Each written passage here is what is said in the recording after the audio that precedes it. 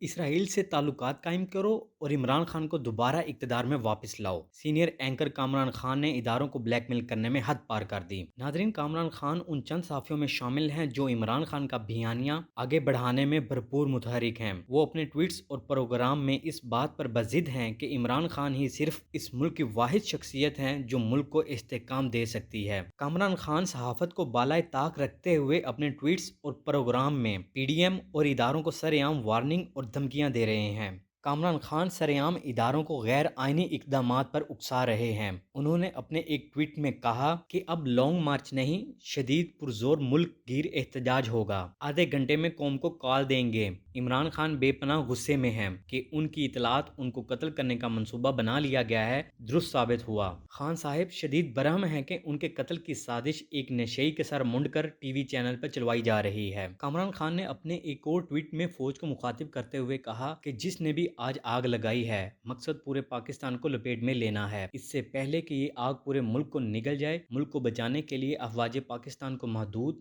مگر راست کارروائی کرنی ہوگی۔ عمران خان قاتلانہ حملے سے جڑے قومی بحران کے فیصلہ کن حل کی کنجی فوجی قیادت کے پاس ہے۔ چاہے لانگ مارچ پر امن اختتام ہو، نئے آرمی چیف کی تعیناتی کا اعلان ہو، الیکشنز کی تاریخ، الیکشن کمیشن میں مطلوبہ تبدیلیاں، نگران حکومت کا قیام یا کل کے واقعے کی ایف آئی آر، فوجی قیادت، حکومت، پی ٹی آئی فیصلہ کن مذاکرات کروائے۔ کامران خان نے اپنے ایک ٹویٹ میں حکومت کو دھمکی دیتے ہوئے کہا کہ اگلے 24 سے 48 گھنٹوں میں فیصلہ کر لیں۔ عمران خان شوکت خانم ہڑتال سے نکلتے ہی فیصلہ کن مارچ کی کال دیں گے۔ خان صاحب کے جذبات کا اندازہ لگا لیں، آپریشن تھیٹر سے بھی ہدایات جاری کر رہے ہیں۔ اب عوام کے جنون کے سامنے حکومت کا ٹکنا ناممکن ہو گیا۔ انہوں نے حکومت کو مزید وارن کیا کہ ملک بھر میں غم و غصے کی لہر ہے، کروڑوں عمران خان کے چاہنے والے آگ بگولا ہو رہے ہیں، حکومتی بڑے ناپ تول کر جملے بولیں۔ کامران خان کے ایک ٹویٹ نے تو سب کو ہی چونکا کر رکھ دیا، جس میں انہوں نے کہا کہ 40 سال سے اسرائیل چاہتا ہے کہ پاکستان سے سفارتی تعلقات قائم ہوں، یا اتنا تعلق تو ہو جتنا اس کا کئی مسلم ملکوں سے ہے۔ ہم انکاری رہے،